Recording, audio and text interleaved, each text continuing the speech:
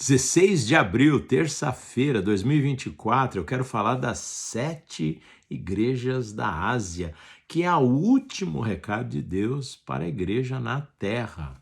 Mas eu vou citar, eu vou resumir, eu tenho aqui, esse é um curta, né? Então vamos começar em Apocalipse, capítulo 1, verso 9. Eu quero que você venha comigo, tá?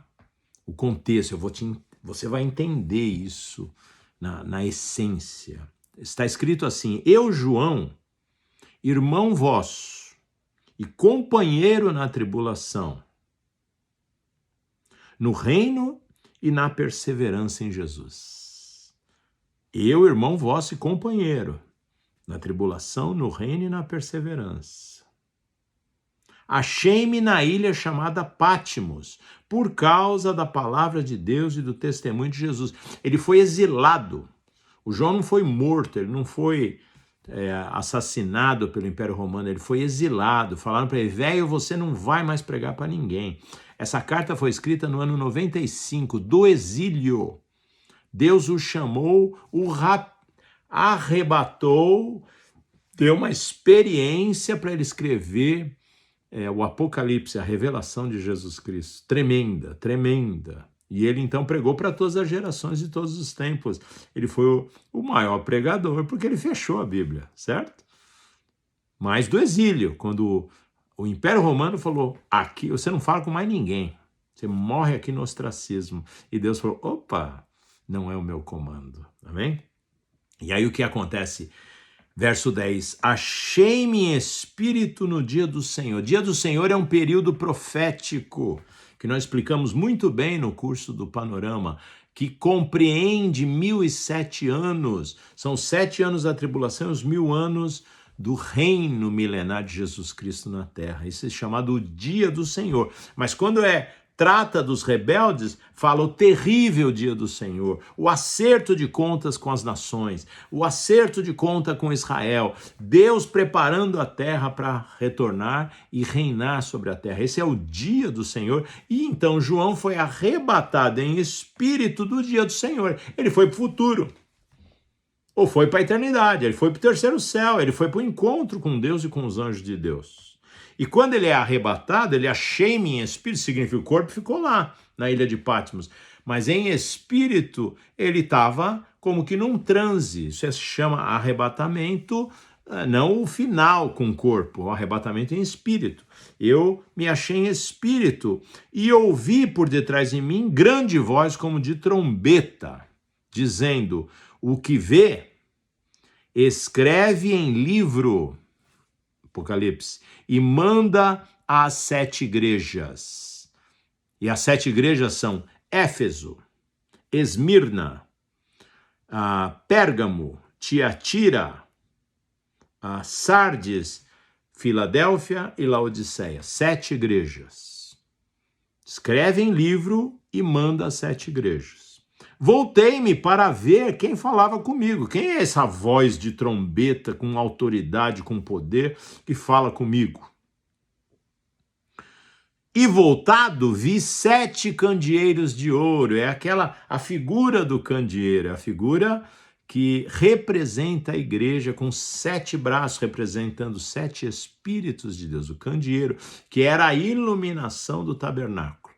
No lugar santo, a luz vinha do candeeiro, era o óleo sendo queimado pelo fogo. Eu vi 7 candeeiros, representando totalidade. 7 na Bíblia significa completação, totalidade. Vi 7 candeeiros, 7 igrejas. E no meio dos candeeiros, um semelhante a filho de homem. Era tão glorioso que ele falou semelhante a filho de homem, ou seja, com perna, com mão, com cabeça, com cabelo, sabe? Era semelhante a filho de homem. Com vestes talares e cingido à altura do peito com uma cinta de ouro. Aleluia. A sua cabeça e cabelos eram brancos como alva lã. Cabeça e cabelos. Como neve, os olhos como chama de fogo. Olha os olhos de Jesus Cristo. Esse aí é o Rei em glória, o Rei Jesus em glória. Os pés semelhante a bronze polido, ao juízo. Nos pés, bronze polido é juízo, como que refinado numa fornalha. A voz como voz de muitas águas. Ei, Deus. Tinha na mão direita 7 estrelas. Olha aqui, ó. Os mensageiros, a igreja.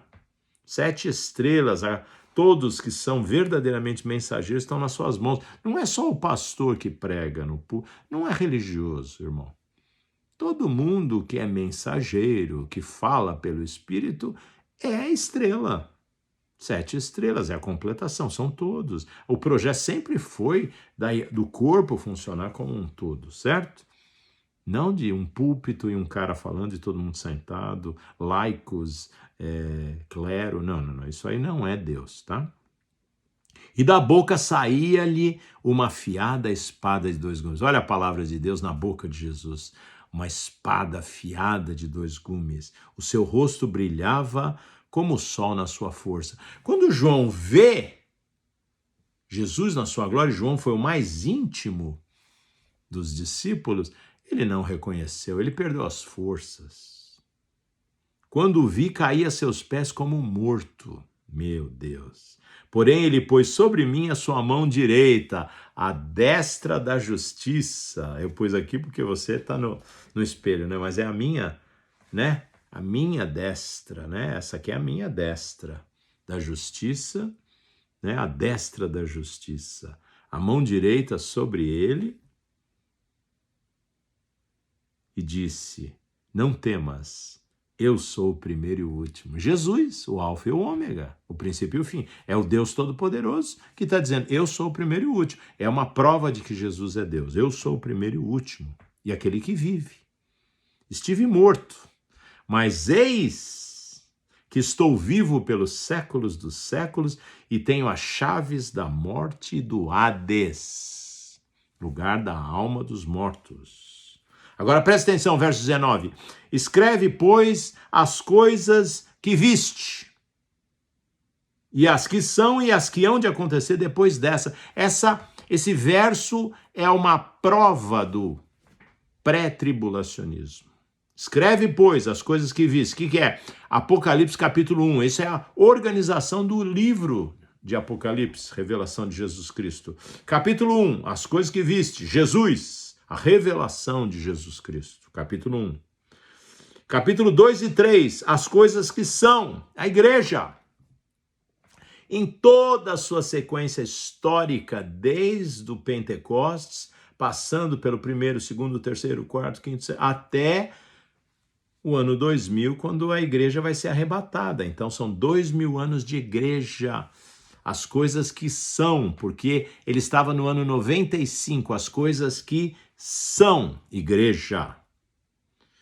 E as que hão de acontecer depois dessas, do capítulo 4 de Apocalipse até o último 22, as coisas que vão acontecer depois da igreja. Então, nada do que está descrito em Apocalipse, que é o dia do Senhor, que é a tribulação. Apocalipse descreve com detalhes a tribulação, a grande tribulação, o Armagedon, a volta de Cristo, o julgamento, né, do trono branco, a prisão de Satanás, o reino milenar e depois o desfecho do reino milenar e a destruição dos céus e da terra e novos céus e nova terra, onde habita a justiça, com a nova Jerusalém vindo como o satélite da nova terra. Isso tudo é descrito e é classificado pelo próprio Apocalipse, pelo próprio Senhor Jesus, as coisas que hão de acontecer depois da igreja. Isso é uma prova do pré-tribulacionismo. A igreja sai e a tribulação começa. Quanto ao mistério, verso 20, para fechar, quanto ao mistério das 7 estrelas que viste na minha mão direita da justiça e dos 7 candeeiros de ouro, as 7 estrelas são os anjos das 7 igrejas, os mensageiros, quem traz a palavra de transformação, de evangelismo, e os 7 candeeiros são as 7 igrejas. Pronto, matou. E aí, quando você vai para Apocalipse 4:1, você vai entender a confirmação disso que eu te falei. Depois que trouxe toda a mensagem das 7 igrejas, O Apocalipse 4, no verso 1, diz: depois dessas coisas, quando acabou todo esse ciclo da igreja, olhei e eis não somente uma porta aberta no céu, como também a primeira voz que ouvi, a voz como de trombeta, ao falar comigo, que é o Senhor Jesus, dizendo: sobe para aqui e te mostrarei o que deve acontecer depois dessas coisas. É uma tremenda figura do arrebatamento antes da tribulação.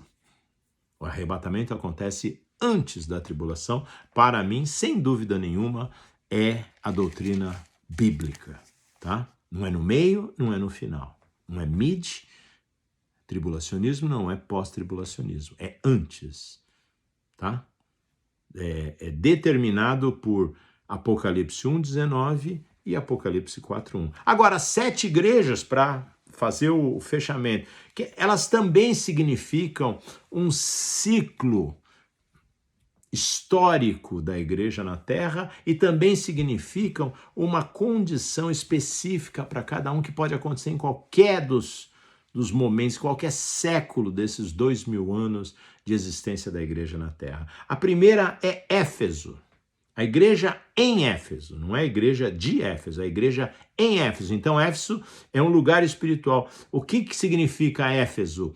Ele significa desejada ou solta. É a igreja apostólica do primeiro século. Uma igreja que não tinha referência, não tinha nem o Novo Testamento escrito, não tinha as epístolas, não tinha o Apocalipse.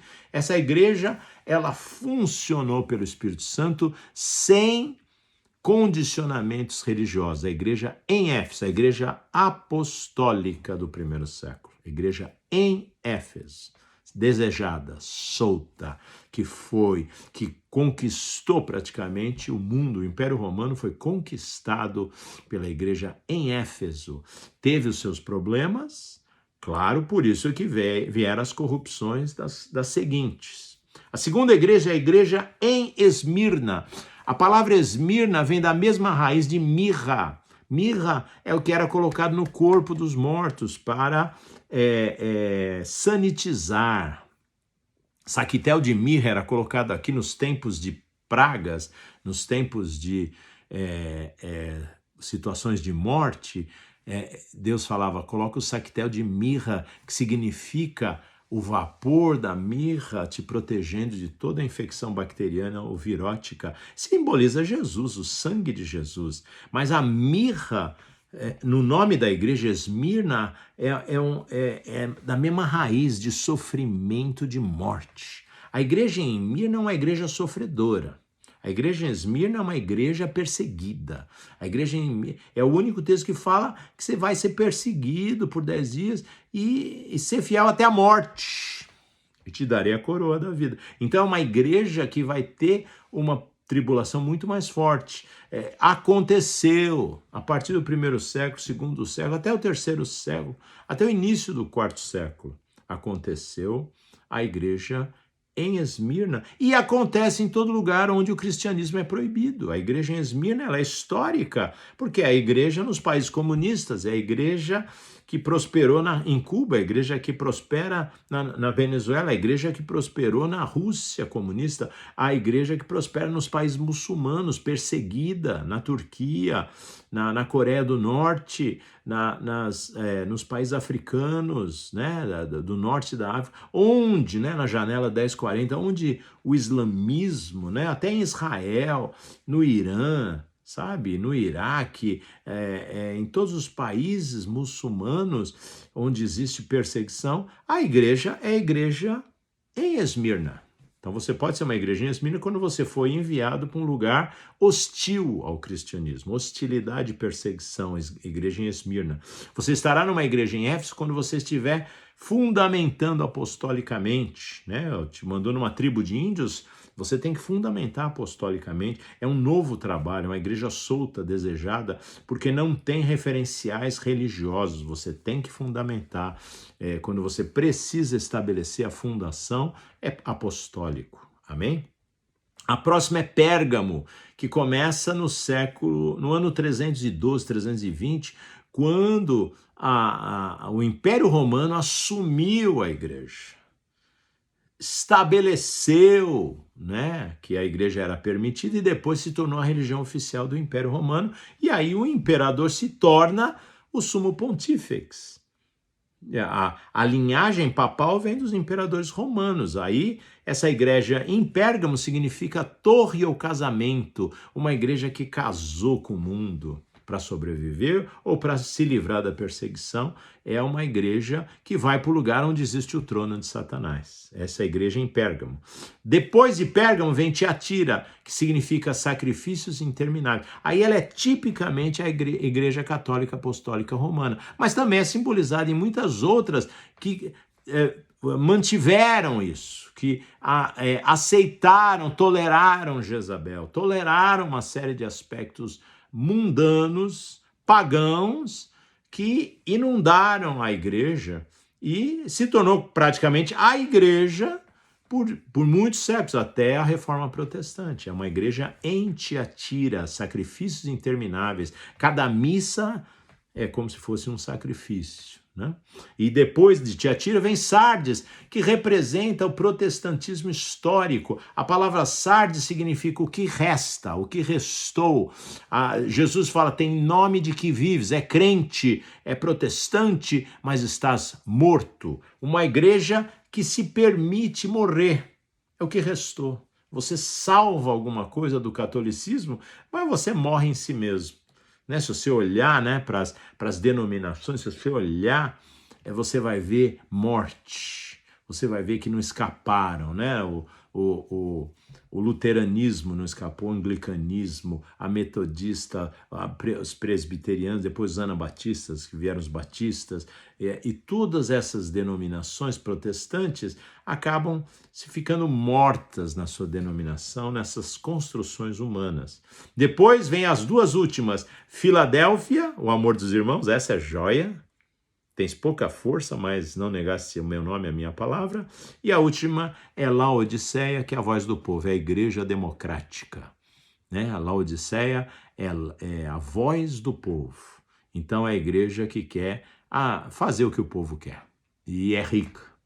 Mas Jesus fala, porque és morna, nem és quente, nem és fria, estou para vomitar-te da minha boca.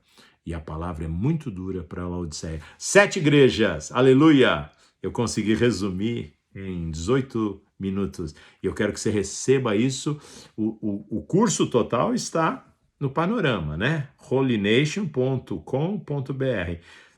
E você vai lá e se inscreve e faz o curso total. Mas esse é um aperitivo para você saber, você entender doutrina correta. Eu te abençoo com essa palavra em nome do Senhor Jesus.